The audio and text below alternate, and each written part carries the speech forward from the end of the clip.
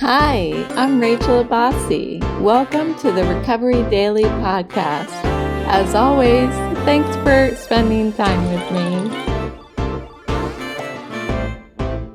Hello, happy hump day. Today, as promised, we're going to do part 4 of step 4, and this one is on fears. So, this should be interesting. We're going to get right into it. I've got a list of fears. If you want, grab a piece of paper.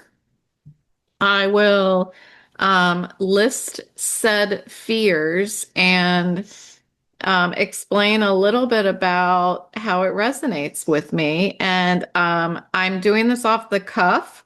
I have not gone through the list, and I'm just going to see like how many things from this list am I afraid of?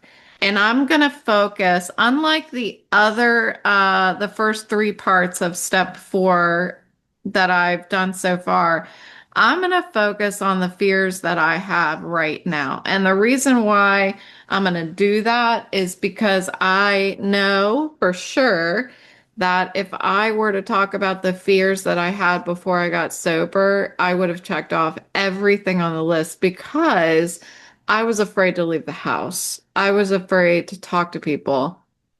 I was afraid to pick up the phone if somebody called. I was afraid of everything. So let's take a look at in sobriety. I'm 9.5 years sober. Where do I still have fears? And I think there's going to be a lot. So let's just take a look. We'll see how it goes. Abandonment. Yes. That's what I feel like it's going to be like. So abandon it, but I'm going to try to like glide along and hopefully not make this a 2-hour episode. So abandonment was the thing for me when I got sober and I did my step 4. Every single resentment that I put down, once I looked at my role, like once I looked at not my role, once I looked at what impacts it had on my life, I realized that there was a trend, and it was fear of abandonment for every single one of my resentments that I listed. So, how is abandonment in my life right now? I still have it. I talk to my psychiatrist every week, and many of my battles between my ears goes back to fear of abandonment. Whether it is, I think there are some issues with being afraid that members of my family will all of a sudden decide that they're angry with me and they're not going to talk to me anymore or something. Like I don't know why, and that's why I'm able to look at some of these things and work on them because I don't know why they exist. So I talked to my psychiatrist about it. I mean, I'm one of these people that needs professional help outside of going to my sobriety meetings. And it's because there are some of these fears that I don't know the root cause of them. So as I go through these fears, I'm not going to talk about why because I don't know why for half of them. But the point is to say, yes, I have this fear, explain if I can anything about it, and then just hope that that resonates with at least one person. That's always the goal for each podcast episode, that one person can relate to what I'm saying. If you, on a side note, if you feel compelled, I love when I get a message or a comment on my episodes, just to hear somebody say, yes, me too. I know what you're saying. This resonated with me. Something, it really helps me to keep coming back and get vulnerable and talk about these things because I know that I'm building community. So, I'll get back to the topic. So, fear of aging. Don't we all have a little fear of it? Maybe not. Maybe I shouldn't generalize, but I'm not necessarily so no. I'm going to say I don't have a fear of aging just to keep this flowing. A fear of anger. I do have a little bit of a healthy I think fear of anger because I don't like that feeling of not feeling like I'm in control of my own emotions. So I don't like to feel anger. And when I am faced with probably a situation where I might get angry, I will usually avoid it. Fear of authority figures? No. Fear of being alone? No. Fear of being deceived? No. I usually trust people, and then if they give me a reason not to trust them, I don't feel like I probably get a little angry, but I don't approach relationships with a fear of being deceived. Fear of being found out? No. Since I got sober, I feel like I'm being honest about everything that I can think of. So I'm not afraid that I'm going to be found out lying because I'm not lying about anything. Fear of being myself? Absolutely not. Fear of change. I like change. Fear of compliments. I feel like this is going quite differently than what I thought it was going to go. I thought I was going to say yes to everything, but it seems like there's a lot of no, I feel confident. I think a lot of that is coming with confidence that has grown since I've gotten sober. So this is exciting. Let's keep going. Fear of compliments. No, I'm not afraid of them. I had a episode not too long ago about not being able to accept compliments, meaning accept them as my truth, accept them as true. I have difficulty with that, but it's not a fear. Fear of confrontation, yes. I have a fear of confrontation. Um, I'm afraid when I have a disagreement with somebody that the person is going to hate me.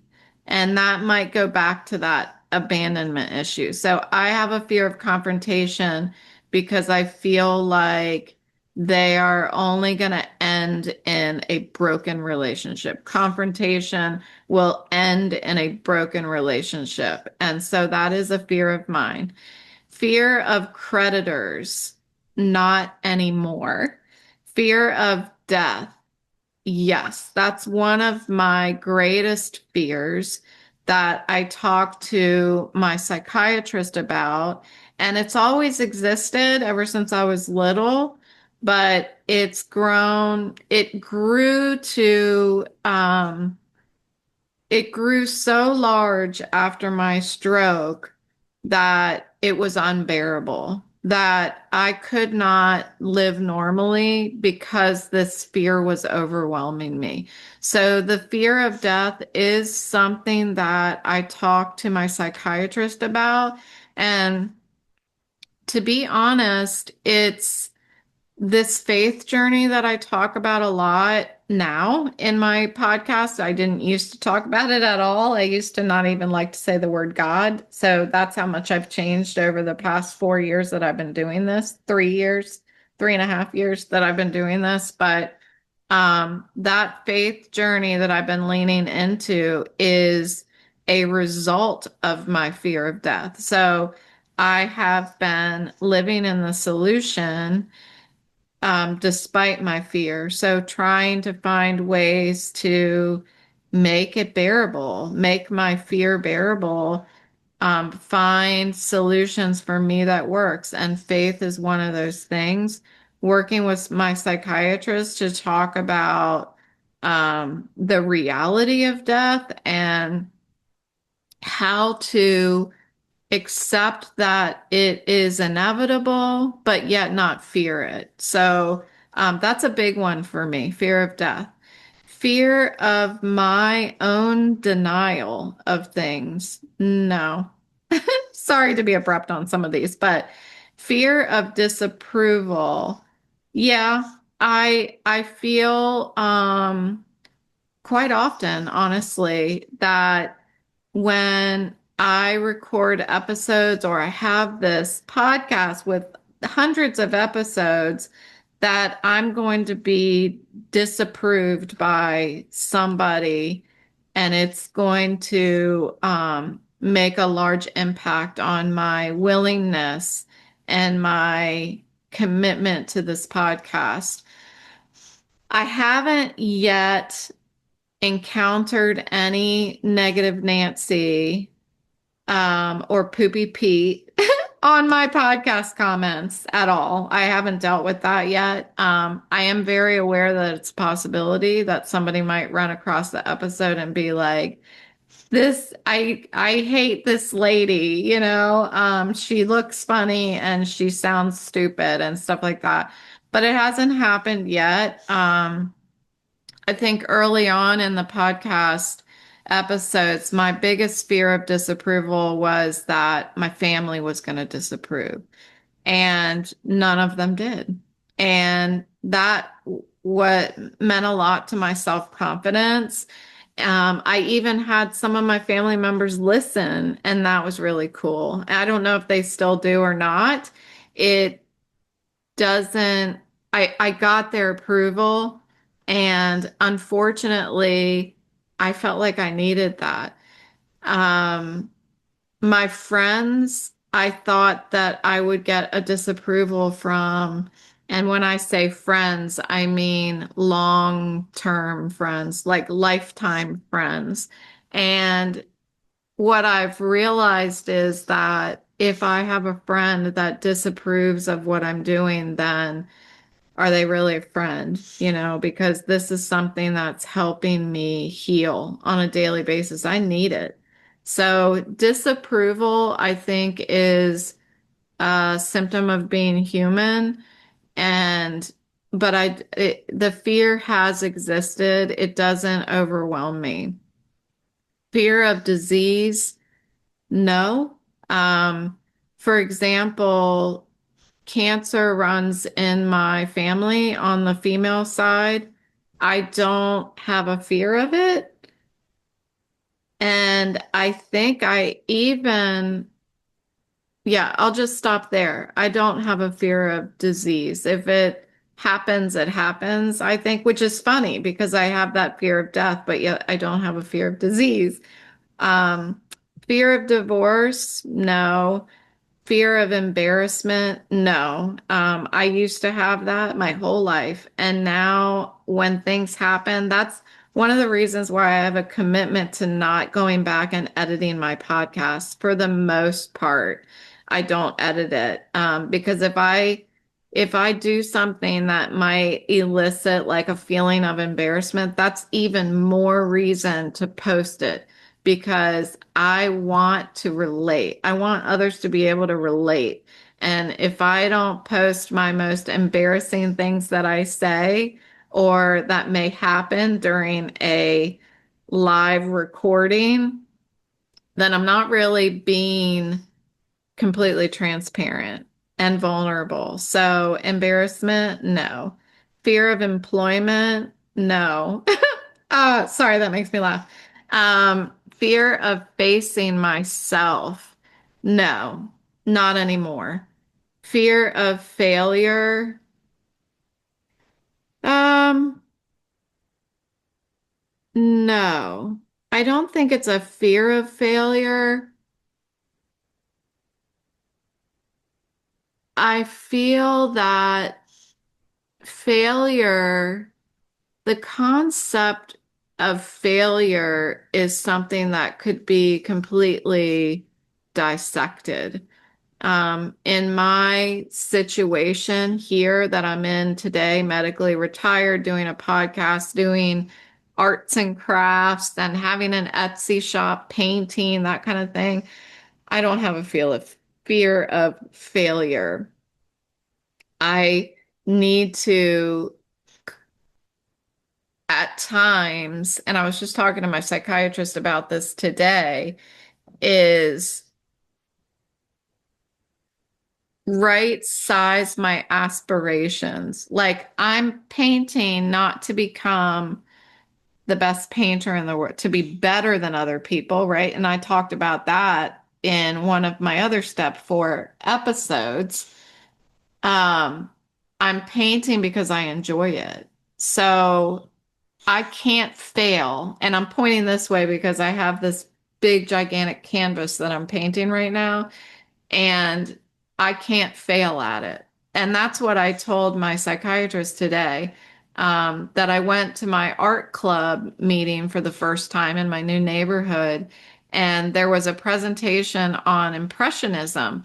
And as I was listening to this presentation, it reiterated for me that this painting can never be wrong. I can't fail at it. And that's pretty fun. All of these crafts that I do, I can't fail at them other than I was talking to my friend who knits, and I'm currently crocheting a tank top while she's knitting a sweater. And she sent me a message yesterday and she said that her sweater's too small.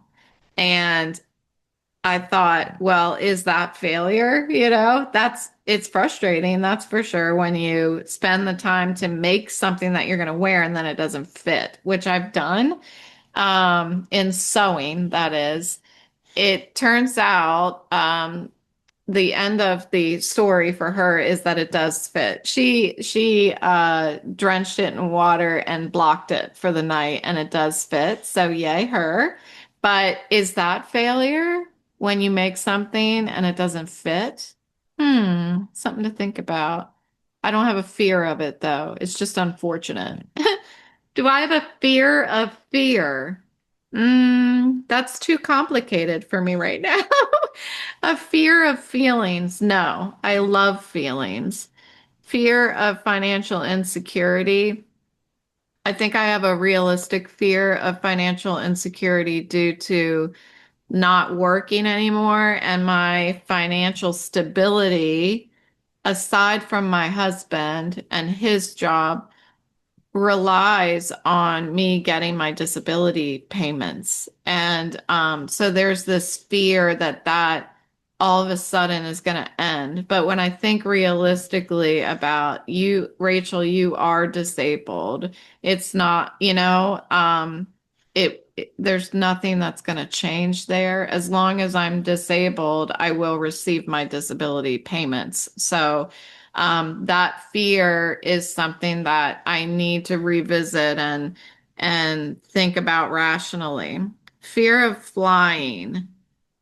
Um, yeah, I do. I have a fear of flying, but it doesn't keep me from flying. It's just like when I'm sitting on the airplane, which I don't fly now, I don't travel now due to my disability, but when I'm sitting on an airplane with that fear of flying, it's not an intense fear of flying, as I've heard people like not be able to board an airplane.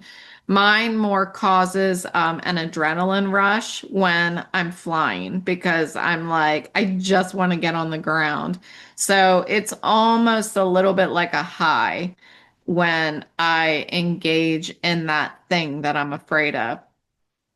Fear of fourth and fifth steps, no. Fear of the future, no. However, as I work with my psychiatrist on my fear of death, um, I think I have a fear that there is no future, right? I'm not afraid of the future. I mean, I guess that's I'm afraid of what the future holds. So maybe that's the same thing. Fear of the future is, I guess, something that I'm working on with her. And that is creating hope. That's what it is. It's rather than being afraid of the future, it's creating hope for the future. And that's a process. That's something I have to talk through. And I'm doing it weekly. Fear of getting fat or thin. No, I don't have a fear of that. Um, and it's because I address when I'm unhappy with my weight, I do something about it, and my body responds when I do something about it. So I'm grateful, really, that my body does respond when I take action about my weight. Fear of God, no. Fear of going home, no. Fear of going out on a whim, no. Fear of having children, no. I've had them and they're lovely. Fear of homelessness, no. Fear of homosexuality, no. Fear of honesty, no. But I used to. Fear of humiliation, no. But I used to. Fear of hurting others. Yeah, I would say I do have this fear, this underlying fear that I'm going to accidentally hurt someone's feelings, that I'm going to unintentionally make somebody mad at me. So that seems to be a reoccurring theme here, is that feeling that I'm going to damage a relationship unintentionally. Um, and we're not going to talk about why. Fear of hurting others. That's a repeat. Fear I'm a fraud and others will find out.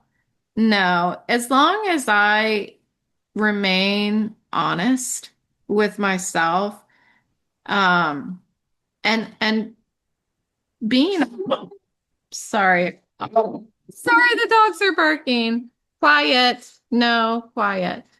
Um, as long as I remain honest with myself, then I don't feel like others are going to find out something about me.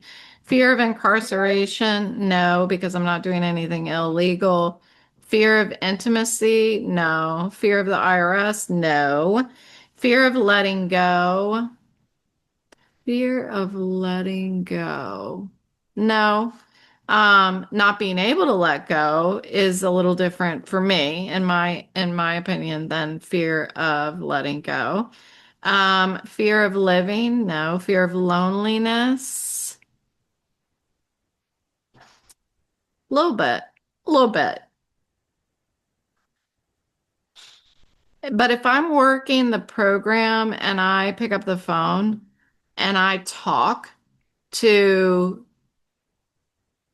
people, if I can recognize that need, then I won't feel it. A good example is when I was in that Airbnb before we moved, and I have some episodes that I recorded during that time. I felt that. I felt this loneliness. It's very uncomfortable and I hate it. I hate it. But because of the program, I knew when I felt it coming, I knew I needed to pick up the phone and call somebody. So that helps me with that fear. Fear of losing hope. No, again, as long as I work my program, I can continue to cultivate hope. I think hope is something that can be cultivated. I think um, before my program, I would have saw it as something that you have and can lose. But today I know it as something that can be cultivated. Fear of love? No. Fear of mediocrity? No, I wouldn't say it's a fear of mediocrity. But as I spoke in one of the other episodes for step four, it is, I'm always trying to be the best at things. But it's not a fear, it's just more of a drive and being able to recognize I don't have to be the best. I just need to enjoy the ride is what I try to focus on, and it's progress, not perfection. Fear of money? No, I love money. Fear of needing someone? No, but I have experienced that in my life. Fear of not being good enough? Um, I have felt that way in the past. Sorry, Boris's paw is stuck on my newly crocheted blanket, so I'm trying to pull it off. Oh, I'm trying to pull it off there. Sorry, honey. Trying to pull it off without breaking anything. Oh, that was sad. Sorry that you had to hear that. He's okay. He's okay. I just pulled a little too hard. Whew. Fear of not being good enough. Mm, no, I wouldn't say it's a fear. It's just sometimes, you're like, am I gonna be good enough? But it's not fear. Fear of not being happy. No. Fear of not being liked. No. Maybe that's ego, but no. And that might be contradictory to something that I've said. No, I want to be liked. It's not a fear of not being liked. It's more of a I want to be liked by people. Fear of not being perfect. No. Fear of certain people. No. I think over time I have learned how to see other people as humans and they're just another bozo on the bus kind of thing. Fear of the police? No. Fear of poverty? No. Fear of procrastination? I wouldn't say I have a fear of it, but I do it. Fear of rape? Um, yeah, I do. Because there are so many people in the world who have experienced it, I sometimes think, why am I so fortunate to not have? So I would say it's something that has always been in the back of my mind, and I'll leave it at that. Fear of rejection, no. Fear of relationships, no. Fear of resentments. I work on those. That's another one of those. If I work my program, then I'm doing something about my resentments. Fear of responsibility, that's like fear of commitment, which was not on the list. And I think that I do battle that sometimes between my ears is I always want to volunteer for everything. And yet then I volunteer and then it's like, um, I'm gonna have to do this for the rest of my life. Why did I volunteer for this?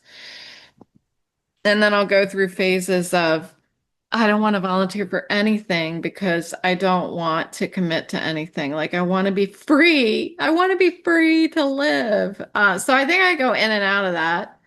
Fear of risk.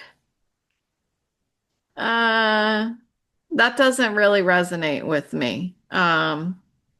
Yeah, so we'll just move on. Fear saying that I can't do something.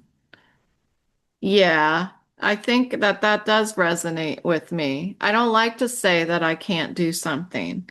And I think sometimes I'm not willing to admit that I can't do something. So we're going to say yes, that that's a fear. Fear of sex? No. Fear of my sponsor? No. Fear of success? No. I want success. Fear of unemployment? No. That doesn't apply to me right now. Fear of the unknown?